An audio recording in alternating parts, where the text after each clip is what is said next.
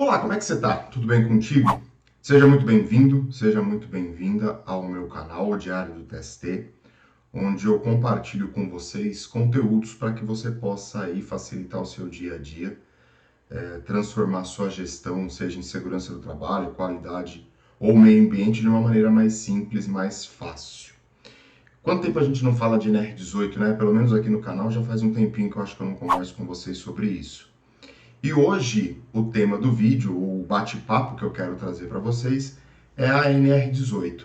Ela foi alterada aí, a última alteração dela foi em 23 de julho de 2021 e eu acho que eu comentei, fiz um comentário lá atrás, fiz um vídeo sobre ela de uma maneira mais simples, mas hoje a gente vai continuar isso, vai dar uma olhada para ela de novo, vai relembrar alguns fatos importantes e inclusive situações que deram origem a uma série de alterações em outras normas regulamentadoras.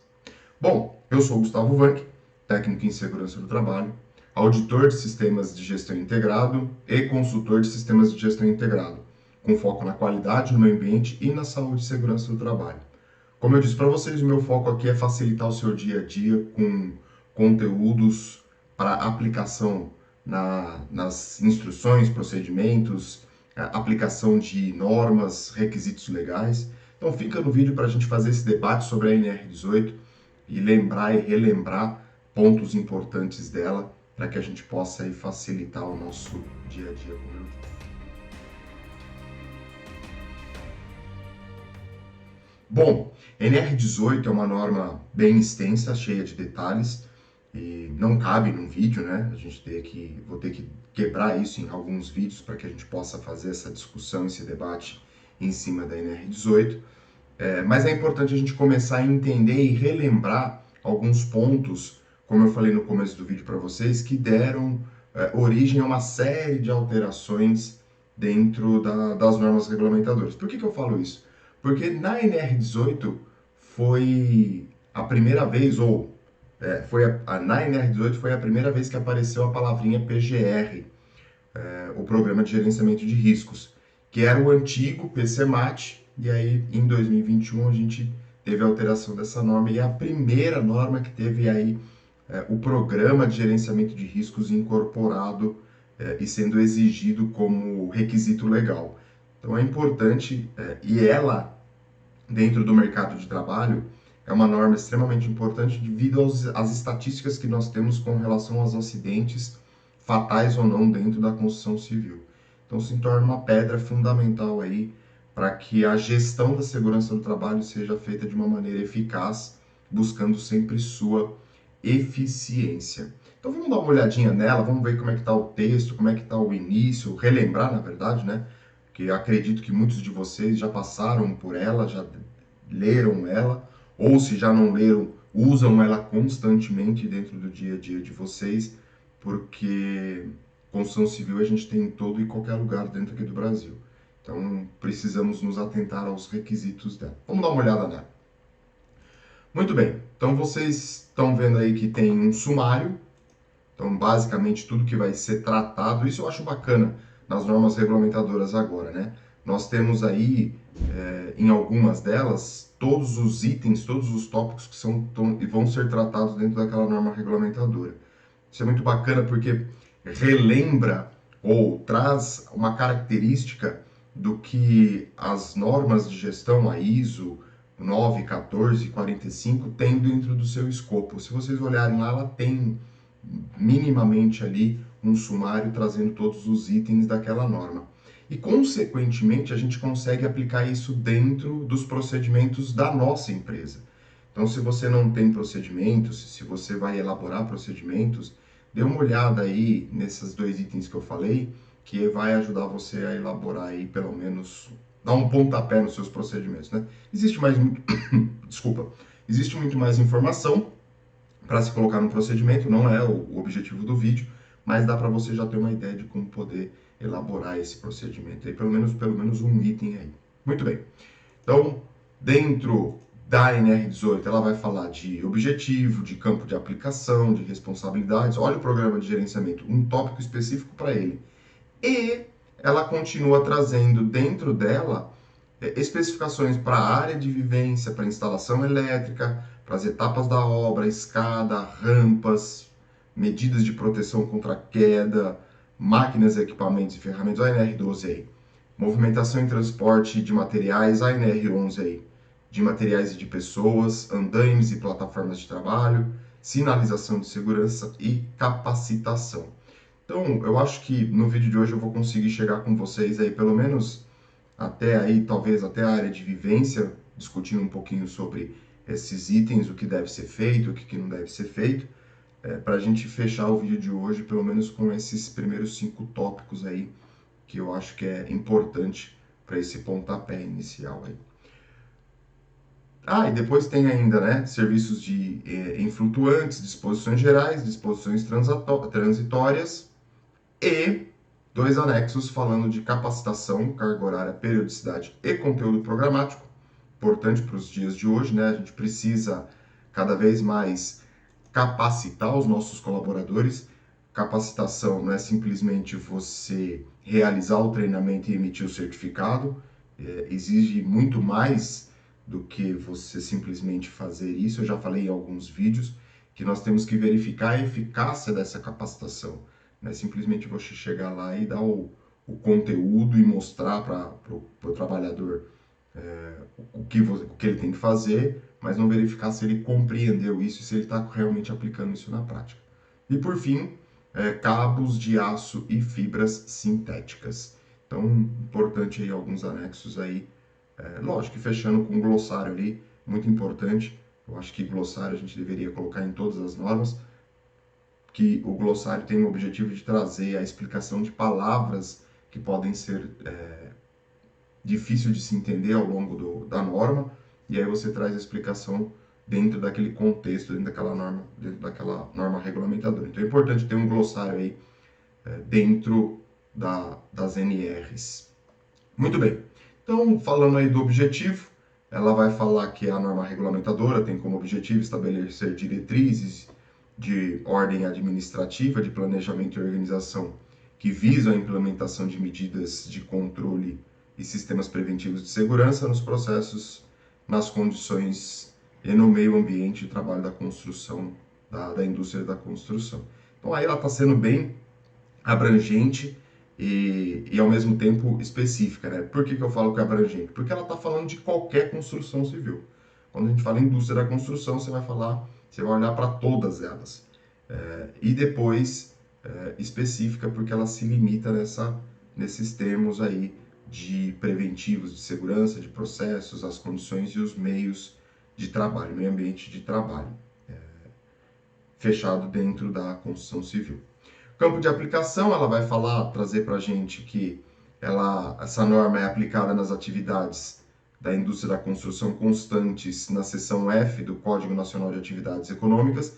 Então, ela está trazendo para a gente, dentro do CNPJ da empresa, uma determinada seção aonde você vai se limitar a aplicar essa norma regulamentadora. Então, ao invés de ela trazer todas as indústrias e tudo mais, ela se fechou dentro da seção F. Gustavo, como é que eu faço para achar essa seção F? Trabalhinho bacana e gostoso de fazer. Vai lá na NR4, né? Pega o seu CNPJ da sua empresa, consulta o KNAI dela, pega o CNPJ, vai lá na internet, consulta o CNPJ, vai emitir o cartão do CNPJ, lá tem o KNAI, Código Nacional de Atividade Econômica, e na NR4 você tem toda a relação de todos os KNAIs referentes ao grau de risco e aí as seções que são pertinentes ao Código Nacional de Atividade. Então, se você vai dimensionar o seu SESMIT, você já passou por isso ou vai passar por essa pequena explicação que eu acabei de dar para vocês chegarem nesta questão.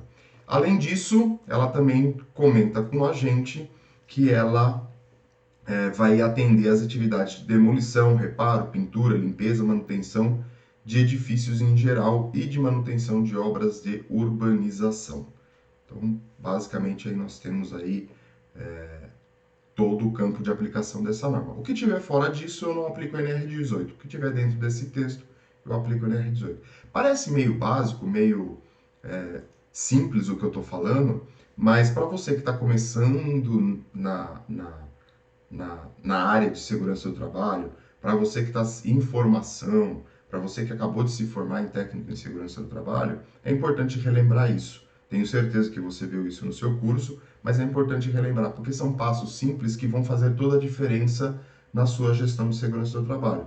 Você perde essa dúvida, você tira essa dúvida do que ou onde eu aplico essa norma, ou qualquer outra norma, né? Então é importante a gente relembrar isso. E para os mais antigos aí, um reforço para trazer um pouquinho do entendimento aí do começo da norma. Depois ele vai falar de responsabilidades. O que a gente vai falar de... O que a norma fala de responsabilidades, né? Então ela vai trazer dois tópicos muito simples, que a organização da obra, então aquele canteiro de obra, ela deve vedar o ingresso ou a permanência de trabalhadores no canteiros sem que estejam resguardados das medidas preventivas previstas nesta NR. Ponto importantíssimo, é vedado a permanência ou ingresso de trabalhadores no canteiro de obras sem que a gente aplique ou sem que eles estejam cientes e aplicando as medidas de controles necessárias. Aqui eu vou estender um pouquinho ainda, dependendo da obra que você está, dependendo de como acontece a obra, você pode ter visitas de pessoas, né? Se for um prédio residencial, você pode ter visitas dos moradores durante a obra. Isso aconteceu comigo, eu já fui visitar a obra de um apartamento que eu comprei. Você pode ter aí o ingresso ou a visita de outras pessoas, de fiscais, enfim, de uma série de pessoas aí que possam visitar a obra, que possam permanecer na obra, e você tem que exigir que sejam aplicadas as medidas de controle. Basicamente, o que a gente consegue enxergar de cara, né, por exemplo, colete refletivo, capacete e óculos de segurança e sapato de segurança. São itens mínimos para a prevenção de acidentes e para a permanência e o ingresso dentro das obras durante a sua execução. Então é importante minimamente você focar nestas questões. Então capacete, óculos de segurança, aí pode ser tanto fumê quanto transparente, depende aí de como você e aonde você vai visitar. Lembrando que o fumê tem que ter proteção contra UVA e UVB, radiações não ionizantes. Ó, a gente trazendo os anexos ANR15 para cá. Sapato de segurança, né? E o colete refletivo.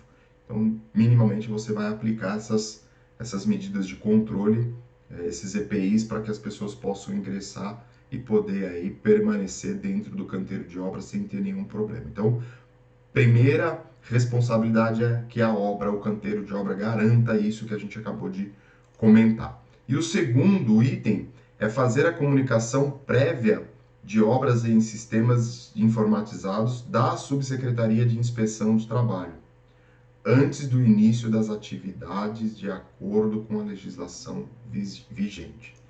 Eu não posso iniciar uma obra sem comunicar à Subsecretaria de Inspeção do Trabalho. Então, as empresas vão dar entrada lá nos projetos da prefeitura para liberar a BITS de construção, para liberar uma série de burocracias, e você tem que, junto com isso, informar a Subsecretaria de Inspeção do Trabalho. Por quê? Porque a construção, a obra, ela vai ser fiscalizada em algum momento. E como que a gente faz isso? A partir do momento que você comunica ao Ministério do Trabalho através da sua Subsecretaria de Inspeção do Trabalho.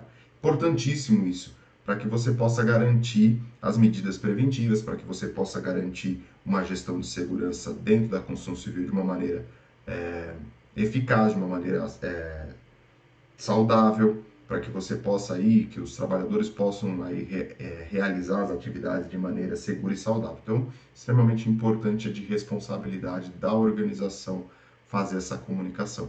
Lembrando sempre, né, que quando a gente fala responsabilidade da organização, não é o dono da empresa que vai lá fazer a comunicação. Pode ser? Lógico que pode. Se for pequenas construtoras, isso pode acontecer. Mas normalmente quem vai fazer isso é o técnico de segurança do trabalho, que é ou técnico ou engenheiro de segurança do trabalho, né?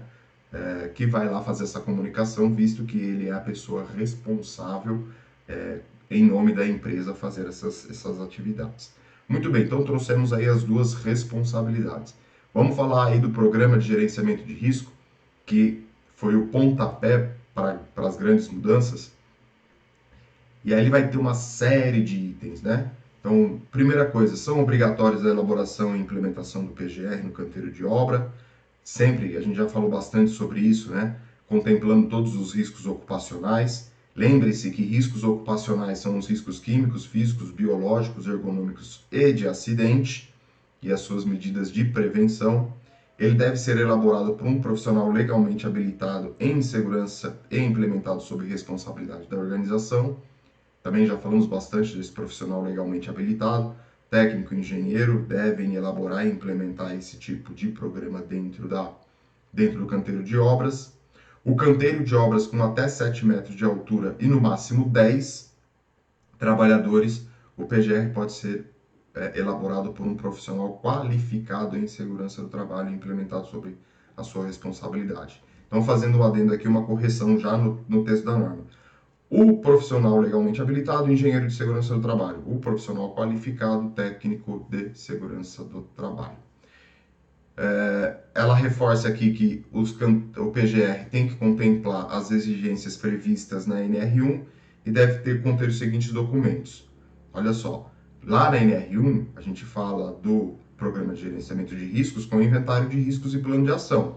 Aqui ele já contempla outras etapas. Projeto da área de vivência e eventual frente de trabalho em conformidade com o item 18.5, projeto elétrico, projeto de sistemas de proteção coletiva, todos eles elaborados pelo profissional legalmente habilitado, ou seja, pelo engenheiro de segurança do trabalho. Projetos de sistemas de proteção individual contra quedas e relação dos equipamentos de proteção individual. Veja quanta coisa além daquilo que a gente comentou. E o PGR deve ser atualizado de acordo com a etapa em que se encontra o canteiro de obras.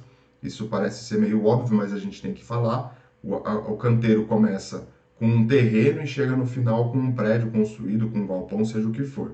Então, cada etapa que você vai avançando na construção civil, esses riscos vão sendo alterados e a gente precisa atualizar o PGR com relação a esta situação. As empresas contratadas devem fornecer ao contratante um inventário de riscos ocupacionais específicos de suas atividades e qual deve ser contemplado o PGR do canteiro de obras. Aqui eu vou fazer uma parada e fazer um detalhe. Empresas contratadas. Quando a gente fala em empresas contratadas devem fornecer ao contratante um inventário de riscos ocupacionais específicos de sua atividade, nós estamos falando dos terceiros, dos empreiteiros que são contratados para a realização da atividade dentro do canteiro de obras.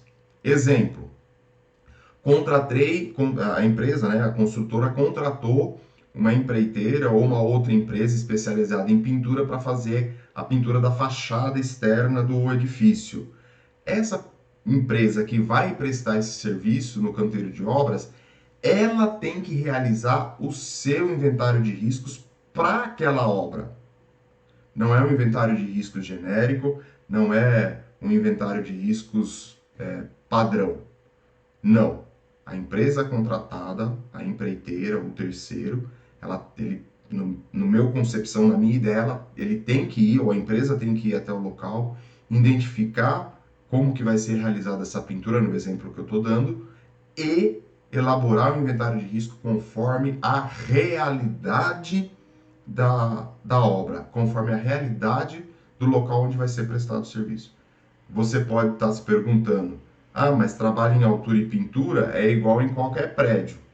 Sim e não, né? Precisa saber da área, como é que tá, como é que são os pontos de ancoragem, aonde eu estou, onde eu vou realizar essa atividade, se tem outros edifícios próximos àquele da construção. Então você precisa entender muito a realidade do qual vai ser realizado o serviço. Então não faça o inventário copia e cola, né? Aquele inventário que se fala assim, eu sou especialista em pintura e as atividades são realizadas da mesma forma em todos os canteiros de obras, então eu posso utilizar o mesmo. Cuidado com isso. Cuidado, porque você pode contemplar riscos que não são existentes e pode deixar de contemplar riscos que são existentes dentro da obra.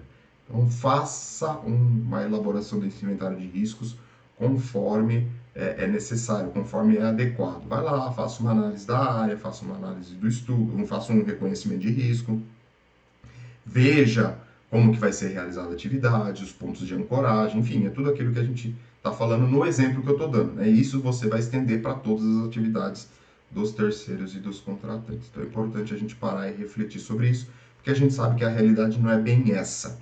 A realidade é muito copa e cola, tudo pronto, quero para ontem, vamos fazer, eu preciso ganhar dinheiro, e às vezes o ganhar dinheiro aí acaba trazendo muitos prejuízos. A gente tem vários exemplos para citar e não é um outro objetivo do vídeo. Então, foquem nesta análise da realidade da empresa.